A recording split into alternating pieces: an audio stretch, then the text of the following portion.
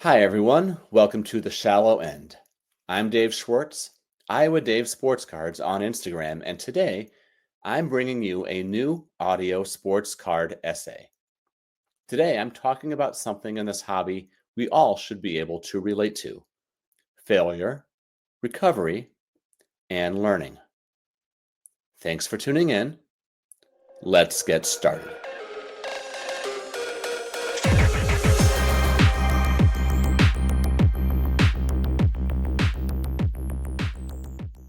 We need to see failure. An audio essay about screwing up and getting better by Dave Schwartz. Let's begin by talking about my greatest failure as a card collector. It was 4 years ago. I decided I wanted a big card. I don't know how I defined big. I just knew I was ready to take a major step in my collecting. I had been back in the hobby for about a year, and it felt like the right time to move my PC into a different, more advanced space.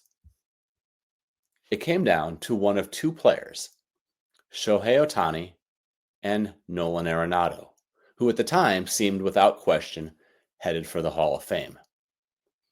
As a native St. Louisan and a Cardinals fan, I decided to pursue a high-end Arenado card. Since 2021, Arenado cards have crashed, while Ohtani cards have soared. But picking Arenado over Ohtani? That was not the failure. The Arenado card I decided on was his 2013 Topps Chrome Gold Refractor Rookie Auto out of 50. BGS 9 with a 10 auto. Or maybe it was a 9.5 with a 10. I don't remember. That was no small card, and it still isn't.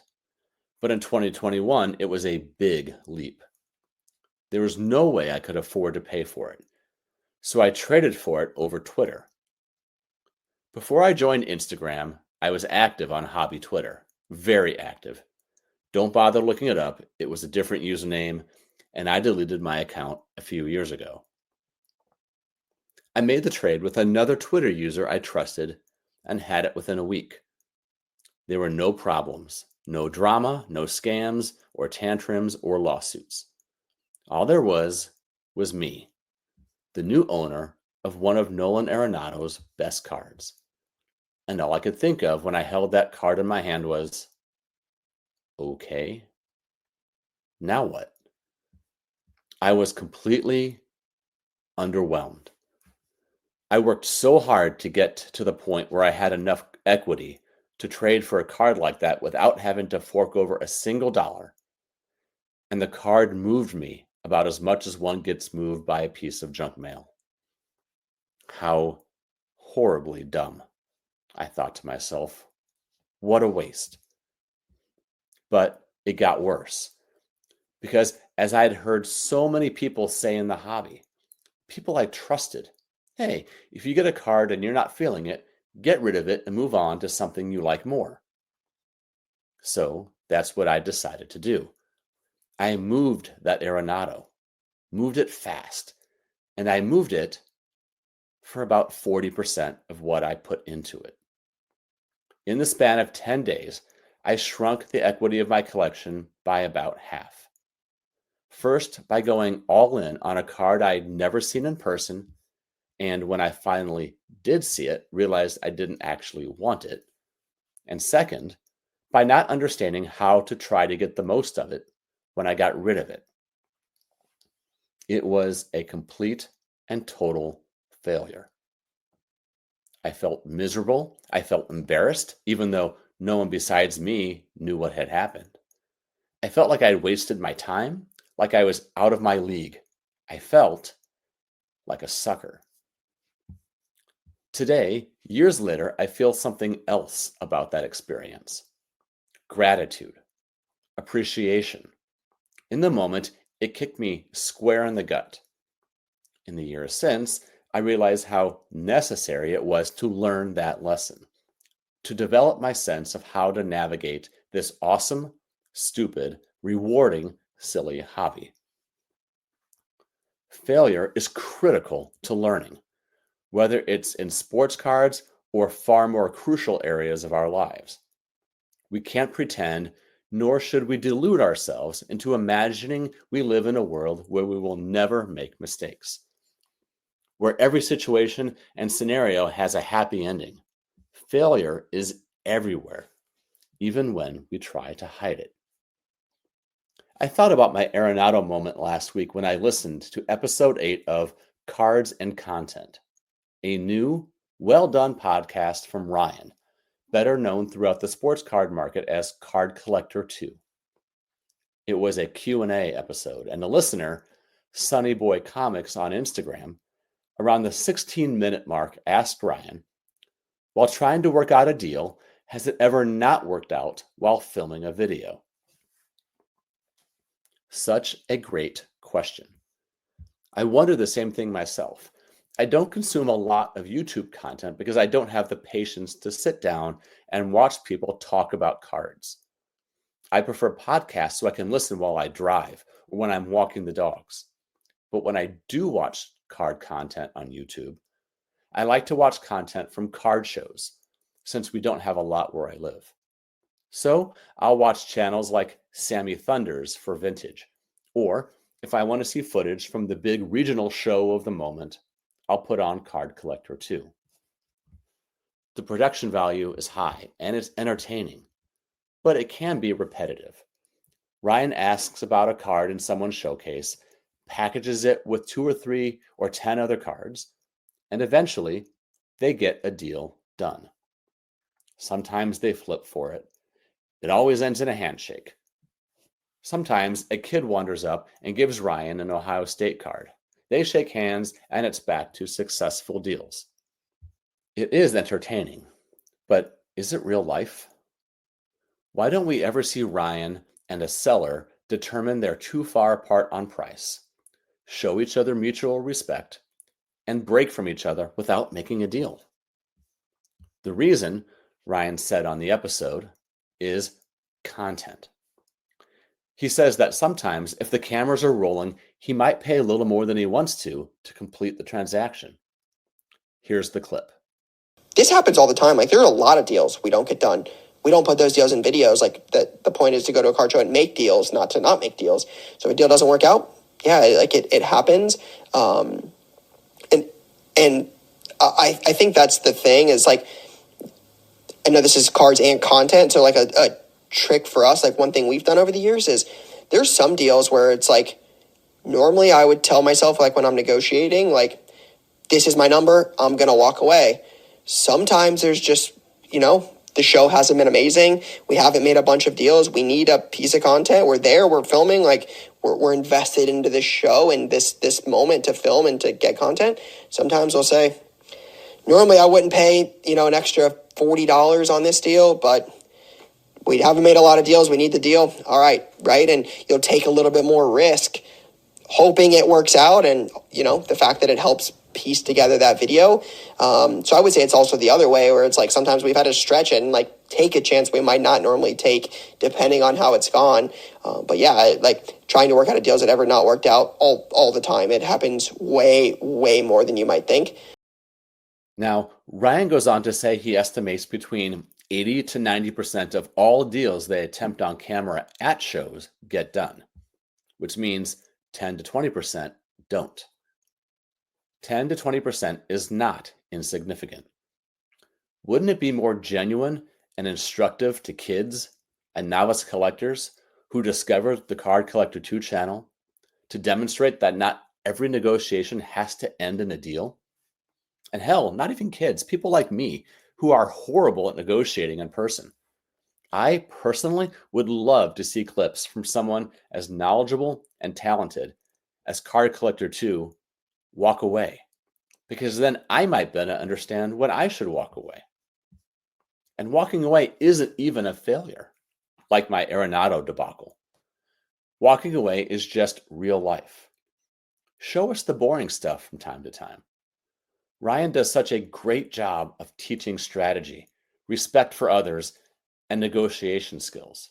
Now, show us that sometimes deals just don't work out. It's okay to walk away. It's actually more than okay. It's in our best interests. And if you walk away from a table without a deal because you're not comfortable with an offer and you save your money for a better situation down the road, that in itself is a success. And who cares if it's a little boring? At least it's not a fantasy. That's one of the things I like about the YouTube series Chasing Cardboard. There have been entire episodes where at the end, the host, Ty, can't get a deal done. What we learn from that is you can't be so desperate for cards that you'll pay anything to get them.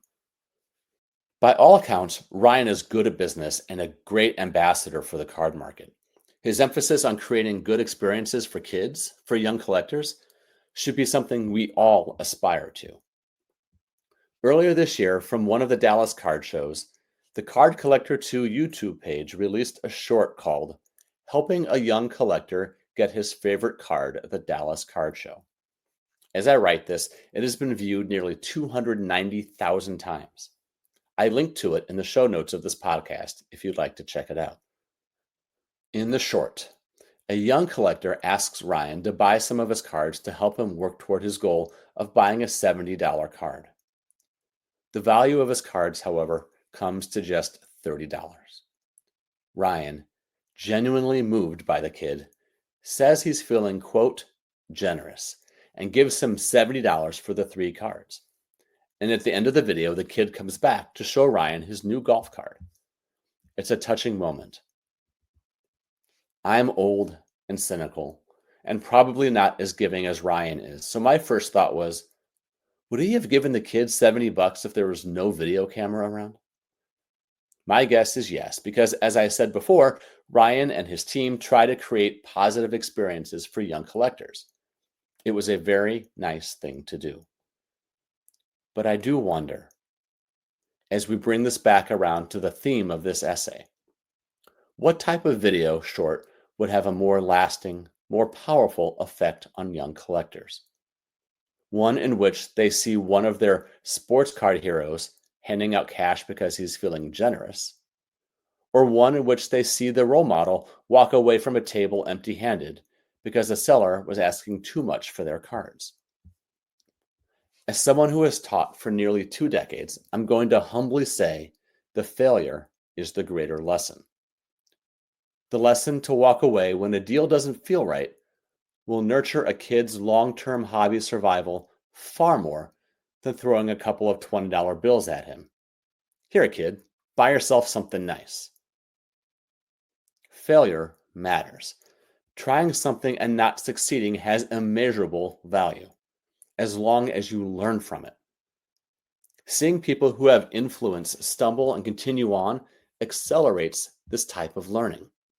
I never wrote a blog post or did an episode about my Arenado failure because even now, years later, thinking about it gives me a queasy feeling.